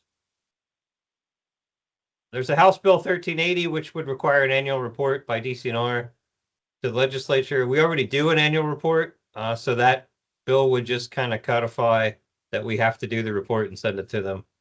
But that's not a big lift for us at all, considering we're already doing a report on that. And then finally, there's a House Bill 1999, which would create a Smokey Bear license plate. And then the bill specifies funds from that plate would go to the Wild Resource Conservation Fund to be used by DCNR for fire mitigation and prevention. So I'm not sure that bill's moved at all. I think it's still in committee, but it's something we would support. Should, theoretically help spread that fire prevention message and give us some more tools to use. So I just want to make everybody aware of those. If you hear anything about them, that's kind of our position on them and where they're at least from the program side. Okay, next slide. I was asked to talk about challenges and trends, and there's no shortage of challenges, as you can imagine. But I touched on some of this. The number, complexity, and size of wildfires, both here and across the country, is increasing. We have more demand on our staff to go to other states than ever before. And we've sent crews every year since 2000. So we're going on 26 years of pretty consistent support across the country. I see that I see the demand increasing. I don't know. I think we're about at capacity of what we can provide every year with what we are providing currently. There seems to be an increase in the short term on heat, drought, and other natural emergencies, natural disasters, emergencies. Drought's been at the kind of behind what's occurred here in 2023 to 2025 has been drought induced quite a bit of it. And then one other thing that I don't think we always focus on, but the population of Pennsylvania is increasing, which means like a lot of times our values at risk, the homes that are being built in what were once rural areas are increasing. Here in Pennsylvania, people cause wildfires almost exclusively. And as those populations increase, there's more of an ignition source, essentially, if you boil it down to the cause and effect. If you go back, we've been fighting wildfire for over 100 years. If you look at Pennsylvania's population over that time, it has increased quite a bit. And I think that's contributing to cause of wildfires, various places across the Commonwealth. Kind of at the same time, there's been a pretty well-documented decrease in volunteer firefighters. Pennsylvania had some studies done that we had over 300,000 volunteer firefighters in the 1970s, and we now have about 30,000. So that decrease has affected rural communities, especially, which is where wildfires often occur. It put more, I guess, onus on our staff to respond and to be better prepared. When those fires occur, we have to put them out, and as the agency that's mandated to put them out, if there's not a volunteer response that is sufficient for the size of the fire, then we're going to have to commit more of our staff. We have to do a lot more with our staff, moving around them internally. Most of our districts don't have sufficient staff to cover, these larger fires and what we consider like the worst case scenario. So we do need to do more of our staff being better organized, better prepared to respond across the Commonwealth, not just in their own forest district that they work in. And we've been doing some work here in the past year,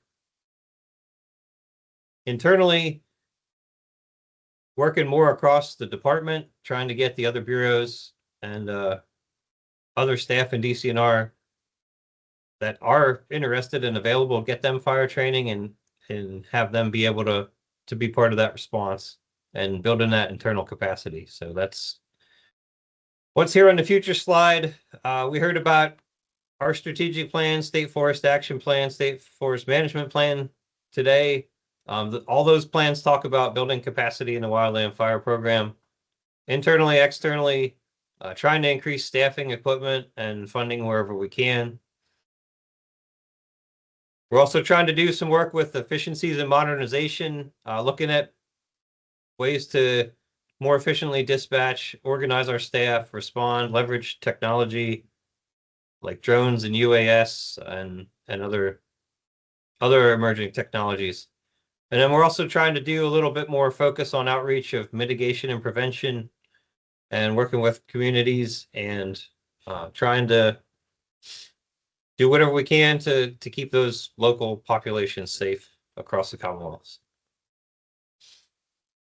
That's essentially the end of my talk. I know Tim's going to talk about Prescribed Fire and our partnership here. And I think if we have time for questions, we'll take any. I appreciate the opportunity to be here today. Thank you. Thank you, Mike. And thanks for covering so much important information. That very interesting stat about prescribed burns versus wildfire acreage. That's surprising to me, but it's great to see that level of management happening. And why don't we save questions until after Tim has a opportunity to present. I know our agenda references Scott, but we're joined by Tim Hade, who's with the PA Game Commission. He's the director of the Bureau of Wildlife Habitat Management, and we'll have Tim take it away. All right, thank you. Yeah, Scott, just for everyone's reference, moved on to a new position at the Game Commission recently. So I get to do this presentation with you today. So I'm happy to be here. So my name is Tim Haight, Director of the Bureau of Wildlife Habitat Management for the Game Commission. Basically, I oversee 5 divisions at the Game Commission that deal with the management and administration of our state game land system primarily. So, of course, fire and habitat management as a tool falls under my bureau. So next slide, please. So at the Game Commission, our mission's a little bit different than DCNR, but we're all about managing and protecting wildlife and their habitats while promoting hunting and trapping for current and future generations. So that's what guides everything we do. We are divided into 6 jurisdictional regions. You can see there on the map. And we are charged with managing the 480 species of wild birds and mammals in the state. Our state game land system is kind of unique. as far as like a state wildlife agency having so much land. We have almost 1.6 million acres, almost the size of the state of Delaware, under our management currently. We also work with private lands through various agreements and partnerships, and those acres you can see can reach over 2 million acres. Next slide, please. So, where do we fit in with fire? For us, it's, it was born out of a habitat management tool. So after Mike mentioned the Prescribed Fire Practices Act 2009, our agency really started investing pretty heavily in our staff and trying to figure out how to get more fire on the ground for wildlife habitat purposes mainly. So think of grasslands, trying to keep grasslands open from woody encroachment or reduce thatch layers to promote forb and herbaceous growth. We're also looking to restore ecological functions and processes out there. So think of your fire adapted systems like pitch pine, scrub oak barrens. We have quite a few of those on the game land system, and we've been using fire to start restoration on those areas. Oak management as well. So oak regeneration, we've been experimenting quite a bit with doing burns to regenerate oak species out there. And of course, the benefits of doing these burning, especially out in the wooded areas, it helps reduce wildfire frequency and severity should a fire come back and burn that area the next time. So there's a couple of pictures here. Some of our goals, like in the picture in the center there, was to reduce kind of that mid-story layer, get more light on the ground. So basically just run a fire through it to top kill mountain laurel, but not kill the overstory. As on contrast, on the right, you can see a wildfire situation. This was the Thompson Hollow wildfire, a picture from there where, mountain laurel became involved and the fire got very hot and killed, basically the entire overstory. So, for us, again, as a wildlife habitat agency, protecting habitat is a big deal. So we're trying to manage habitat with fire, but we can also protect it from severe wildfire in some cases. Next slide. Okay, so you can see, generally we've been kind of ramping up our program as far as the number of acres we do each year. We've had a couple of years with significant amount of acres burned there. We had 15,000 and almost 18,000 or over 18,000 a couple of years, but we're generally bouncing between 10 and 12,000 acres a year on average. That's mostly dependent on, Mike kind of alluded to the two main fire seasons in Pennsylvania, spring and fall. So it's highly dependent on getting the appropriate weather conditions to actually put a fire safely on the ground and not cause issues. Next slide.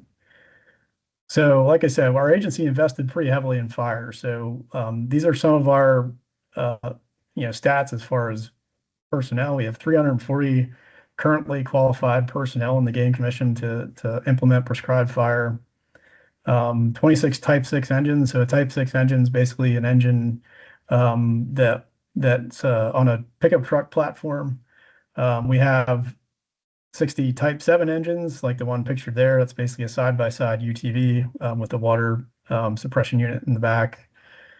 We have 6 water tenders, and we have 10 plus dozers spread out throughout the state in our region. So, like I said, the agency's invested pretty heavily in this, and pretty proud of the fact that we're at this point, as far as a prescribed fire program here, even in the northeastern part of the United States, I'd say we're definitely one of the leaders as far as that goes. Next slide, please. So where does this kind of intersect with wildfires?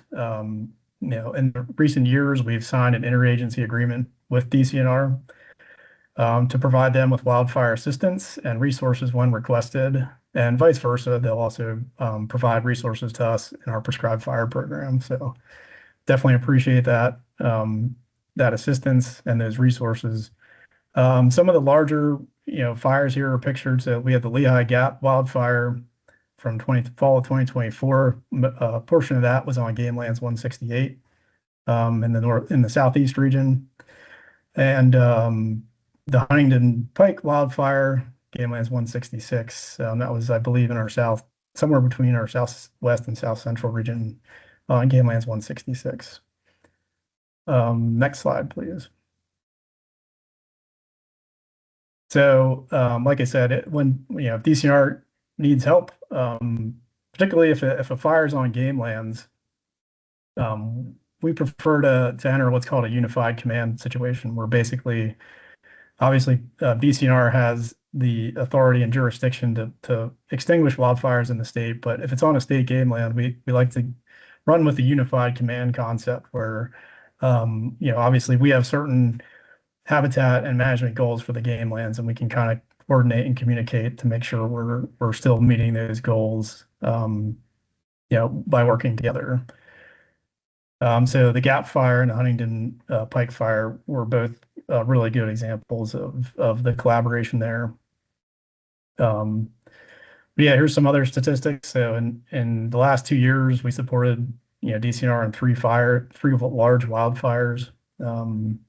You can just see kind of the size of the fire, 577 acres there, the Lehigh Gap Fire. We supported with 42 personnel, 2 dozers, 2 Type 6 engines, 5 UTVs, and 1 tender, so on and so forth. So, Thompson Hollow Fire this past spring, substantial fire. We were able to provide, again, a good number of personnel to help support that.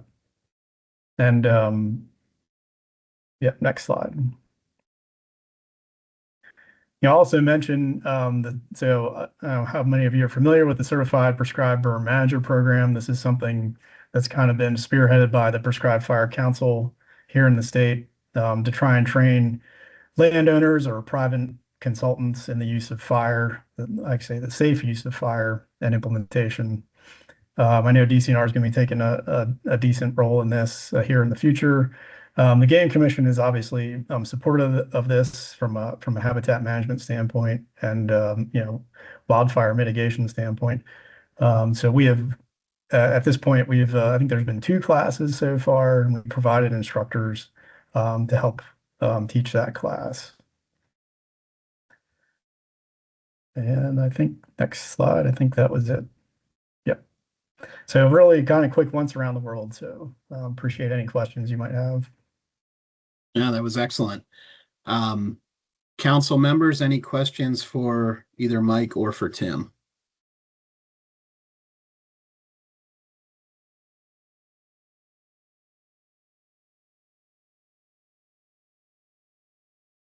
Yeah, Silas. Oh, yep, go ahead, Rocco. This is for Mike. Can you kind of expound a little bit on prescribed burning, purpose of it, and has it been a safe operation? Yeah, generally prescribed fires in Pennsylvania have been used for either wildlife habitat management or silviculture or some type of like wildfire mitigation where you're looking to reduce fuels or make fires less severe in the future. Quite a bit of interest from the public in using fire to expand wildlife habitat, and like Tim said, that's one of the main things the Game Commission's doing is trying to improve habitat. I don't have any real good stats on fire safety, but I think overall there has been a fairly safe, fairly might be a poor word, a really good safety record in Pennsylvania. At least, there are some fires that escape. I'm not aware of any that have done any kind of significant damage to life or property, or really any damage to life or property.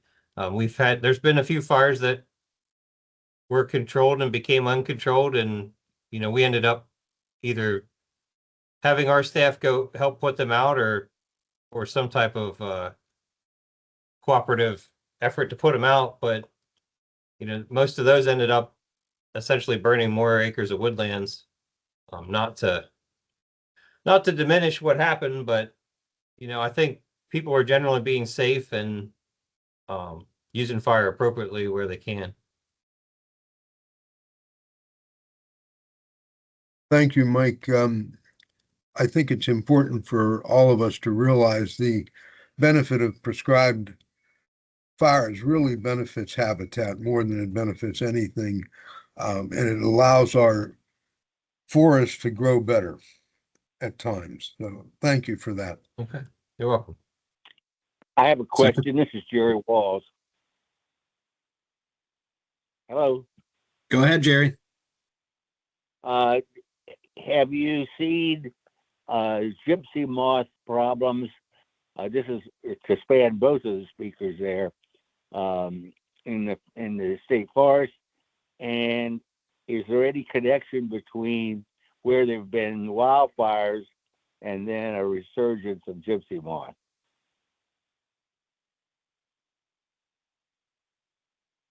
So a couple fires come to mind. 2016, the 16-mile fire up in the Poconos grew very large, almost 8,000 acres. A lot of that spread and a lot of the problems we had getting that fire under control were due to dead oak trees that were killed by gypsy moth. When those trees die and they stand, during droughts and dry periods, they turn into really receptive fuels. When those trees catch fire and then the wind blows, they push embers out, and those embers will blow downwind, and we saw those embers going up to like a quarter mile or half mile during the 16-mile fire, and they cause spot fires out ahead of the main fire. It becomes a really significant problems for bringing those fires under control. We saw some similar fire behavior on the Thompson Hollow fire this spring, where there was dead trees from gypsy moth again, and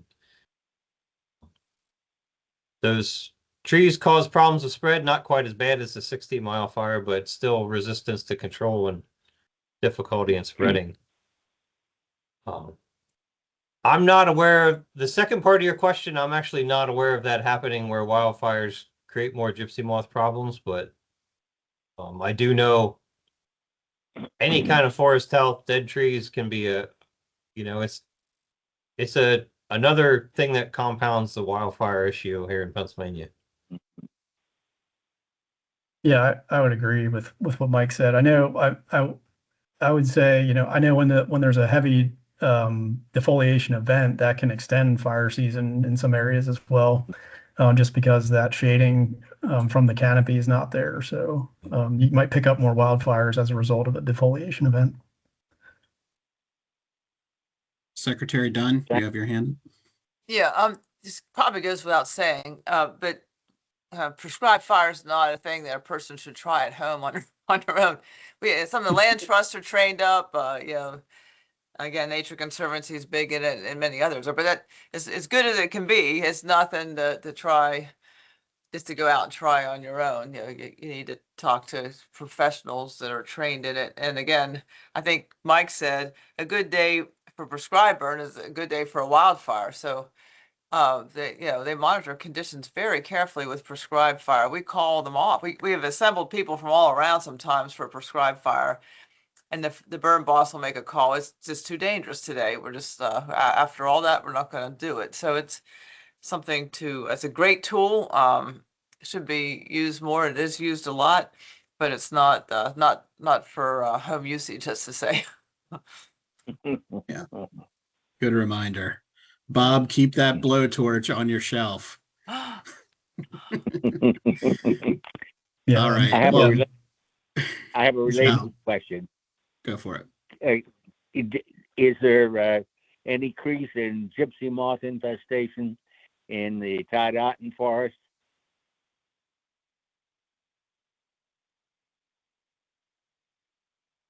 And I don't know if that question's for me, but I can't really say specifically on Tidewater. I do know that sounds like the gypsy moth program is planned to be a lot smaller in 2026 than it has been. We can check with Forest Health on that question and get back to you, Jerry. I'll send up a follow-up email. Thank you. All right. Thank you, Tim and Mike, for being with us and for covering so much good Appreciate it. information. And of Thank you. course, I'm sure if there's any additional questions, we could follow up directly.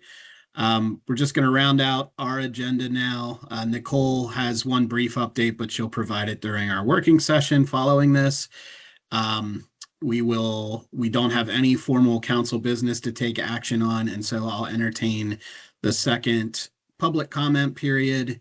If there's any public comments from people that are joining, please indicate in the chat or raise your hand.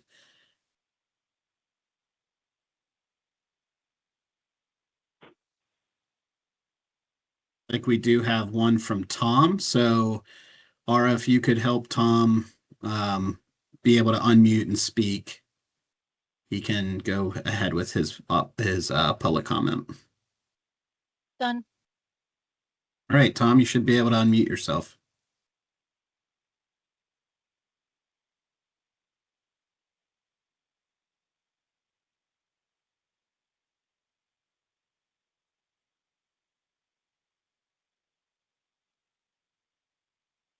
And if you're talking, we can't hear you. So just unmute yourself. You should be able to now. All right, try that now. There you Is that go. better? We got you. Okay. Yep. Go ahead. Yeah, rather than a comment, mine's, I guess, more of a question. I know in a lot of other wildfires throughout the country, you've got conditions where the soils are hydrophobic, and I was wondering if in Pennsylvania we've seen the same thing, and as a result of being hydrophobic, you get these extreme rainfall events, and in areas which is mostly Appalachia. In Pennsylvania, you get landslide and debris flow incidences where those conditions are susceptible, and so I question as to whether whether we've experienced that in Pennsylvania, and particularly in areas where you've got downslope development and land use in the rural areas and so forth. So. It's one of the issues we're running into, and then as a backup to that, in areas, a lot of solar panels, wind energy systems going in, and the storage systems for those. I think that there's a need there for rural areas to have some criteria, some recommendations in terms of how to handle that. Those storage systems, because they can generate wildfires as well. So we've got a number of these issues that are occurring. But anyway, so those are the primary. All right, thank you, Tom. And I don't know. Yeah, I'd like to. I guess Jerry Walls, Jerry and I worked together on some highway projects years ago. So I'd like to say hi to Jerry. So there you go. Good connection. Thanks, Tom. And I don't know if we have, if Mike or Tim stayed on. I mean, yeah, Mike or Tim stayed on and would want to comment on the first part of that question at all. But if not, we could always do a follow-up.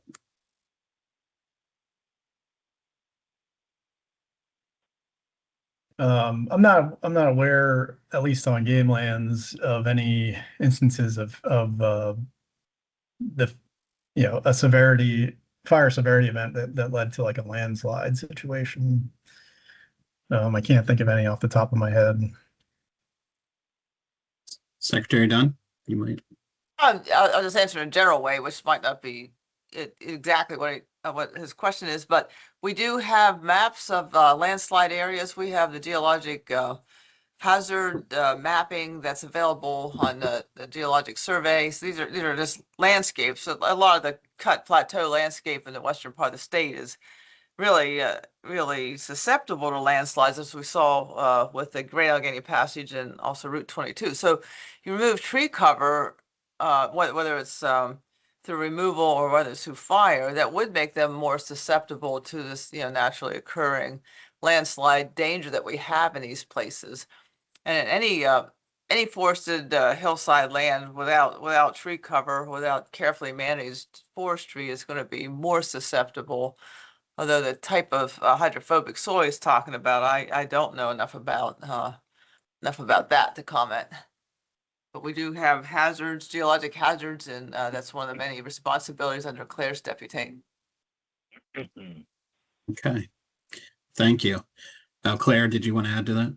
Yeah, just to add to that, as Cindy mentioned, the geologic survey is the kind of folks to take a look at that, and they are looking at some of the post-fire areas, particularly in the Michaud, to look at not necessarily a landslide risk, because I'm not sure if that's necessarily an issue, but certainly to look at how that's changing erosion rates and things like that on the slopes affected by that fire. Interesting. Okay, any other public comment before we close?